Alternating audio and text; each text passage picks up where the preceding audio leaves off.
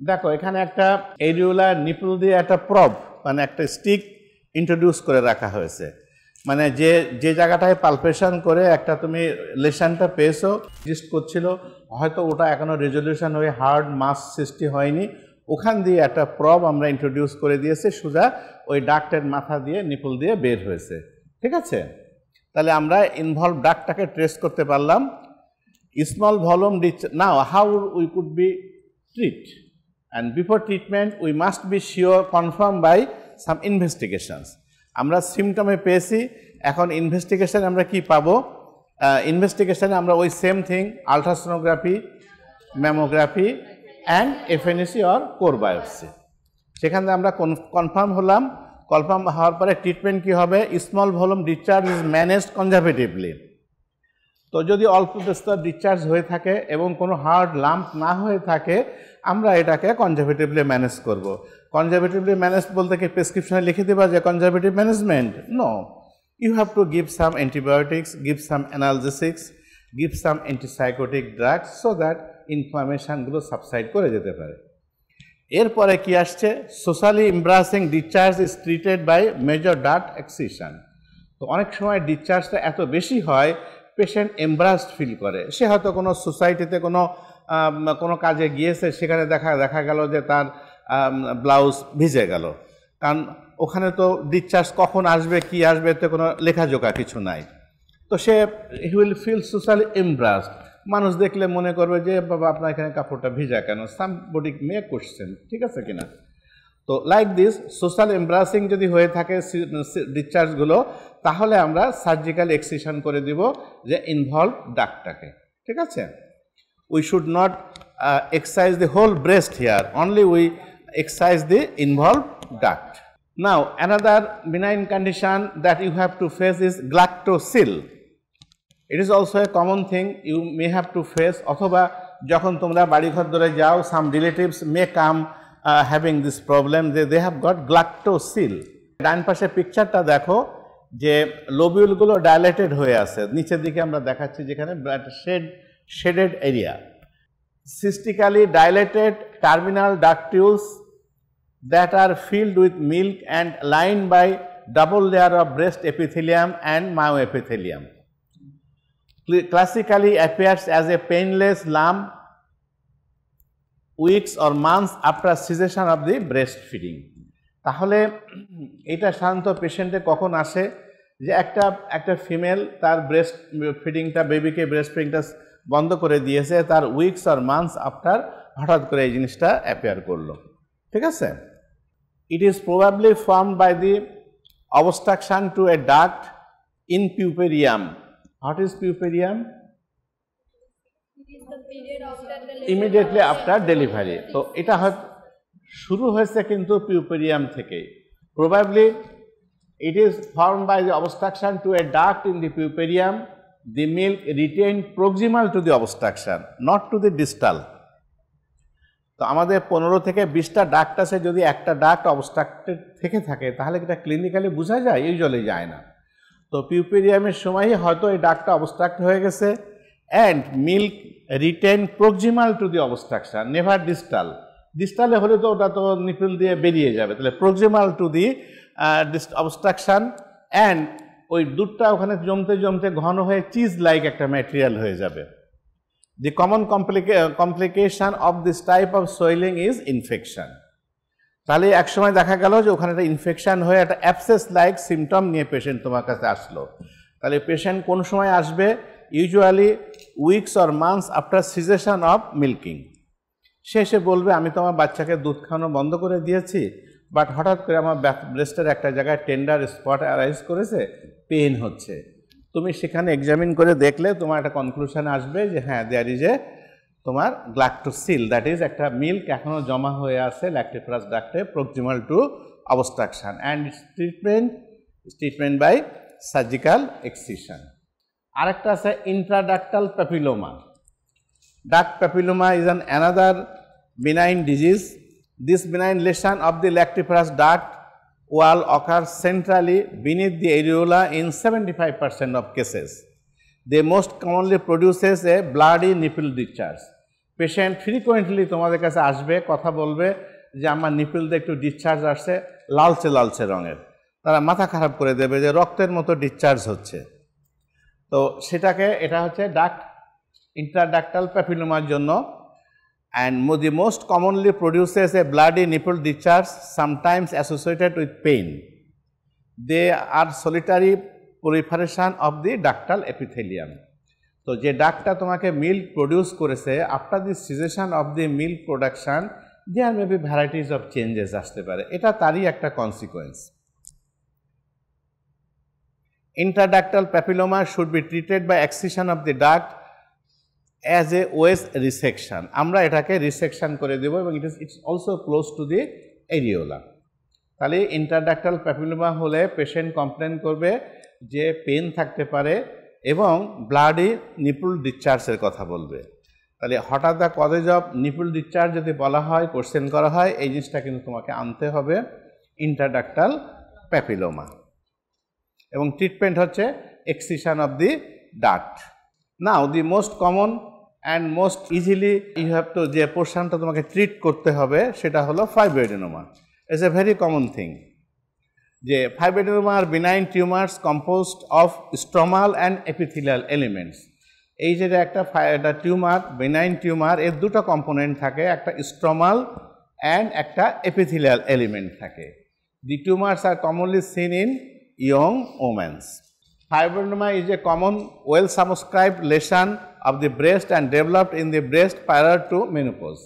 এবং after menopause এই ডিজিজটা কখনোই বা ইউজুয়ালি এটা আসে না। এটা এমনি কমনলি এটা diseases of the young ages. এবং এটাকে আমরা দুটো ভ্যারাইটিতে ভাগ করি, pericanalicular and intracanalicular. Pericanalicular tumor forms a firm discrete mass which is freely movable in the breast tissue. এটা একটা firm discrete mass হয় and freely movable in the breast tissue and hence its name is breast mouse. যখন আমরা পেশেন্টগুলোকে examine করতে যাই, এটা slip কেটে সরে যায়। একটা জায়গায় পেশেন্ট দেখাচ্ছে এখানে আছে হাত দিয়ে, তুমি এক্সামিন করতে সরে যাচ্ছে আরেক জায়গায়। এটা হচ্ছে এই জন্য এটাকে আমরা বলছি এটা pericanalicular variety, and it's also sometimes called as the breast mouse, and it is the most commonly found fibroadenoma. The intracranicular tumors tends to be softer and may grow to such size that is necrosis of the overlying skin, and to such a condition the terms serocystic diseases of the body or cystic-sarcoma phyllodi or giant fibroadenoma. তাহলে হচ্ছে ইন্ট্রাক্যানালিকুলার টিউমারটা খুব rapidly grow করে, সেখানে necrosis হতে পারে এবং skin involvement হয়ে যেতে পারে, এবং ওই সময় এটাকে আমরা বলি serocystic disease of the Brodie or cystosarcoma phyllodes or giant fibroadenoma. এটা খুব লার্জ সাইজ হয়, কিন্তু তোমার পেরিক্যানালিকুলারটা খুব লার্জ হয় না, 5 to 10 মিলিমিটার সাইজটাই ম্যাক্সিমাম হয়। দেখো, here is the picture of a fibroadenoma. Left সাইডে পিকচারে অ্যারো দিয়ে দেখানো হয়েছে একটা ফাইব্রোএডিনোমা ব্রেস্টের ভিতরে আছে এবং তার সাইজ শেপটা মিন করা হয়েছে। আবার দেখো, সিস্টিক চেঞ্জ যদি ব্রেস্টে হয় তারও একটা পিকচার দেওয়া আছে, কোনটা সিস্টিক সোয়েলিং কোনটা ফাইব্রোএডিনোমা সোয়েলিং, দুটো কিন্তু ডিফারেন্সিয়েট করা আছে। এখন এই পেশেন্ট তোমার কাছে এসে কমপ্লেন করবে যে madam I have got a lump in my breast. যখন আমি এটাকে এক্সামিন করতে যাই, লাম্পটা ইউজুয়ালি শুড বি পেইনলেস। তাহলে পেশেন্ট কমপ্লেন করবে কি, পেশেন্ট তোমার কাছে যে আসবে should be in younger age, first thing. Second thing, সে কমপ্লেন করবে I have got a lump which is painless. ব্যাস, এই সিম্পলি এইটাই থাকলো কমপ্লেন তার। যদি তুমি জিজ্ঞাসা করো কতদিন থেকে দেখেছো, তো অনেক দিন থেকে দেখেছি, 6 মাস, 1 বছর, 2 বছর আগ থেকে দেখেছি। But why you did not come then, সে তো বলতে পারে যে I did not feel any problem, but nowadays I feel it is gradually increasing in size.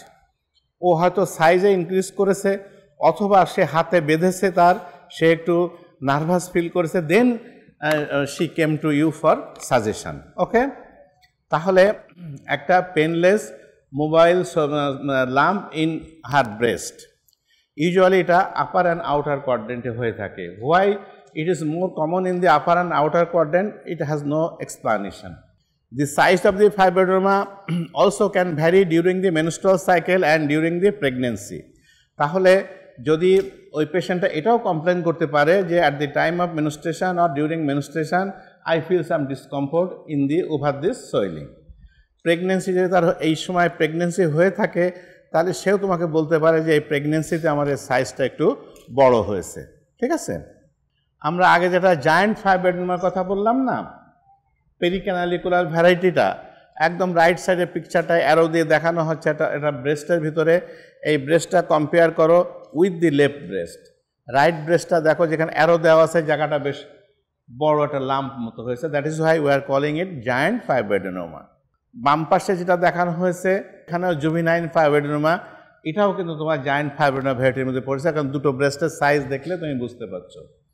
Middle পিকচারটা বলছে কি মাল্টিপল ক্যালসিফাইড ফাইব্রোডেনোমাস।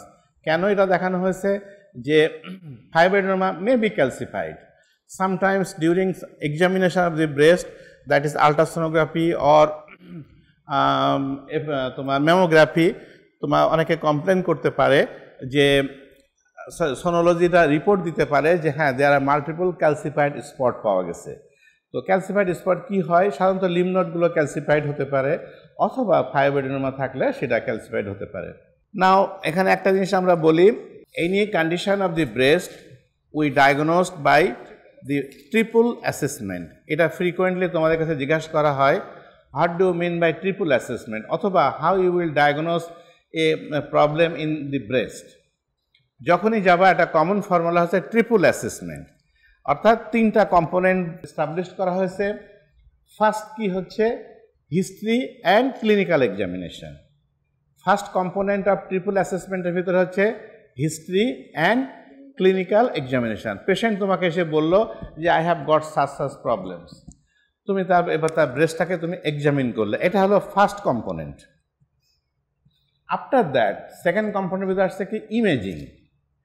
তুমি এবার পেশেন্টটাকে ইমেজিংয়ের জন্য পাঠাবা। ইমেজিংয়ের ভিতর কি থাকবে?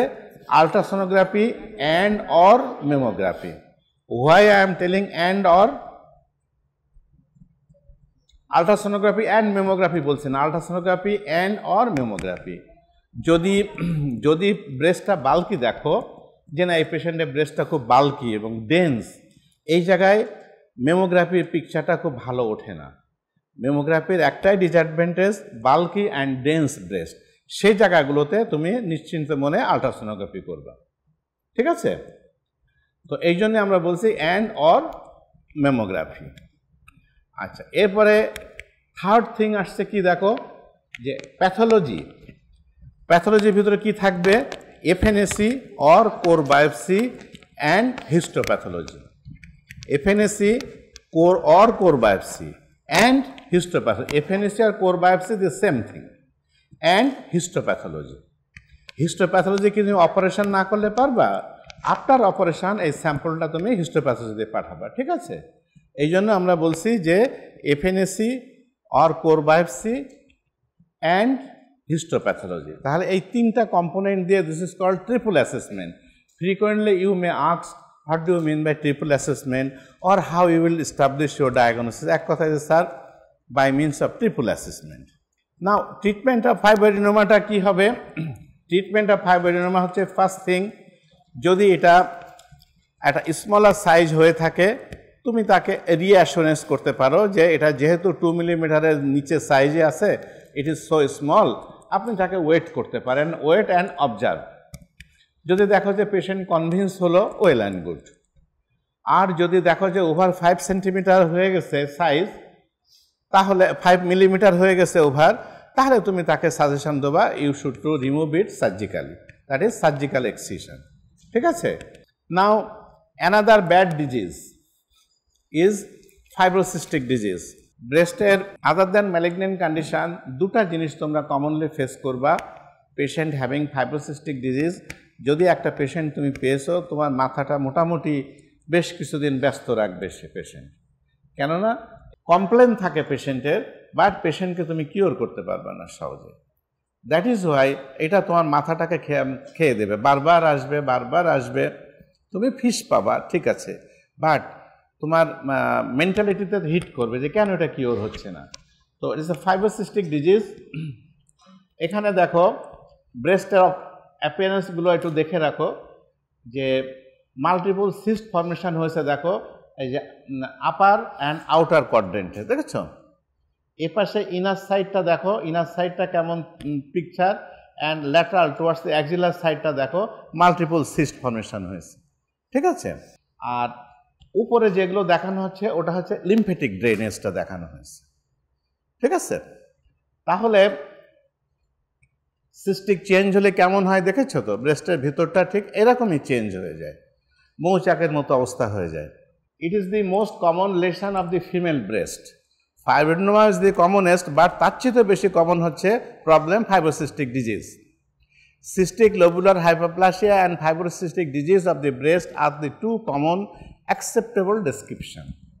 তাহলে এটাকে আমরা দুই নামেই ডাকতে পারি, একটা হলো সিস্টিক লোবিউলার হাইপারপ্লাসিয়া অথবা fibrocystic disease of the breast. Cystic hyperplasia যেটা হচ্ছে is a normal variant of the normal cyclic changes. ব্রেস্টের ভিতরে due to the hormonic action যে নর্মাল সাইক্লিক চেঞ্জ হয়, এটা তারই একটা part. This hyperplasia usually presents bilaterally in upper and outer quadrant of the breast and is most painful in the premenstrual period. তাহলে এটা bilaterally effect হয়, patient তোমাকে complain করে শান্ত আমার বোথ ব্রেস্টে টেন্ডার হচ্ছে, টেন্ডারনেস আছে, এবং এটা আপার অ্যান্ড আউটার কোয়াড্রেন্টটাকে সে মেনশন করবে। এবং মেন্সের আগে প্রিমেনস্ট্রুয়াল পিরিয়ডে তার পেনটা বাড়ে, মেনস্ট্রুয়েশন হয়ে গেলে তার পেনটা কমে, এই কমপ্লেনটা কিন্তু সে করবে। The exact cause of the fibrocystic disease is unknown.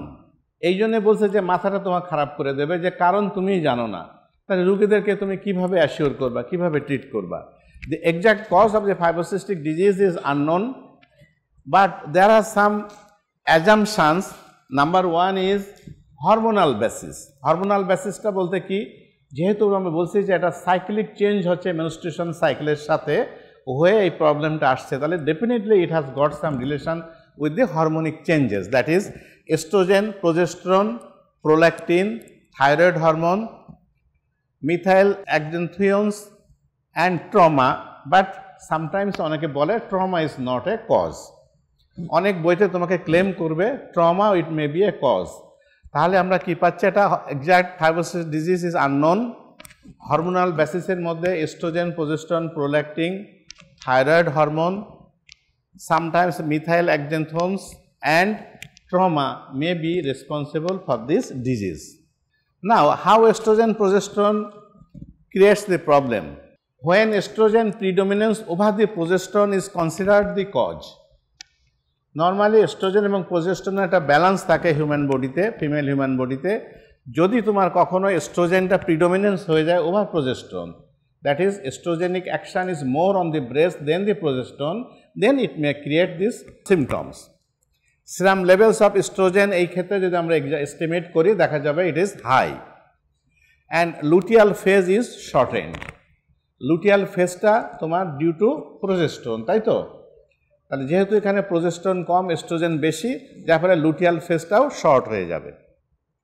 আবার কি হচ্ছে, progesterone level decreases to 1/3 of the normal, and women with progesterone deficiency carry a 5-fold risk of the premenopausal breast cancer. তাহলে প্রোজেস্টেরনটা কমতে থাকবে, কতটুকু কমবে, 1/3 of the normal level কমে যেতে পারে। Now, how prolactin creates the problem? These levels are increased in 1/3 of women with fibrocystic disease, probably due to estrogen dominance in pituitary. যখন বডিতে ব্লাডে এস্ট্রোজেন লেভেলটা বেশি হচ্ছে, তখন this oestrogen initiates pituitary to secrete more prolactin, and this prolactin also responsible for the development of fibrocystic disease. Excess oestrogen itself is a cause, ও আবার directly করছে, পাশাপাশি আবার পিটুইটারিকে উৎসাহ দিচ্ছে টু সিক্রেট প্রোল্যাকটিন। ওই প্রোল্যাকটিন এসে আবারও ব্রেস্টের ভিতরে তোমার ফাইব্রোসিস্টিক চেঞ্জ নিয়ে আসছে। তাহলে কত জটিল অ্যান্ড কমপ্লেক্স ম্যানোভার।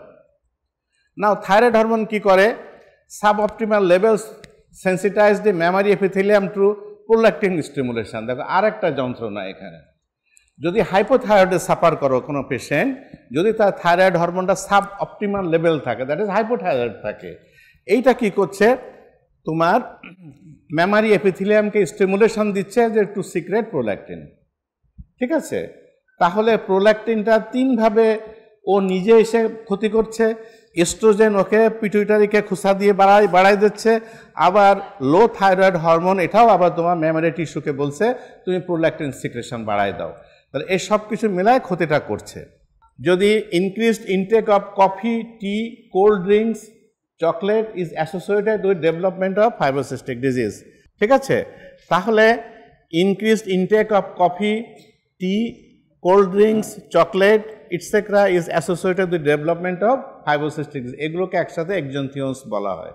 ঠিক আছে, ফাইব্রোসিস্টিক ডিজিজ কাদেরকে এফেক্ট করছে দেখো, প্রিডমিনেন্টলি এফেক্টস ওমেন্স আর মেনস্ট্রুয়াল অ্যাবনর্মালিটিস। যাদের মেনস্ট্রুয়াল অ্যাবনর্মালিটি থাকে, তুমি তোমার কাছে এই ধরনের পেশেন্ট আসলে তুমি হিস্ট্রি সার্চ করে দেখবা, she may complain regarding his abnormality in menstrual cycle. Nulliparous women, what is nulliparous? আচ্ছা, নালিপ্রাস ওমেনদের বেশি হয়। Patients with a history of spontaneous abortion, যাদের বারবার অ্যাবর্শন হয়ে যায় তাদের ক্ষেত্রে এটা হতে পারে। And non-users of oral contraceptives and women with early menarche and late menopause. Oral contraceptive যারা ইউজ করছে, যারা করছে না, তাদের ক্ষেত্রে কিন্তু এই জিনিসটা বেশি হচ্ছে। তাহলে আমরা কিন্তু অনেক সময় ট্রাবলসাম কেসে আমরা পেশেন্টকে ইনসিস্ট করি to use oral contraceptives. Patient অনেক সময় রিয়াক্ট করে যে sir I have other options for contraception, but why you are prescribing pills. Woman with early menarche and late menopause, যাদের আর্লি মেনস্ট্রুয়েশন শুরু হয়েছে, লেট মেনোপজ, এই ধরনের গ্রুপ অফ পিপুলের ভিতরে এই ফাইব্রোসিস্টিক চেঞ্জ আসে।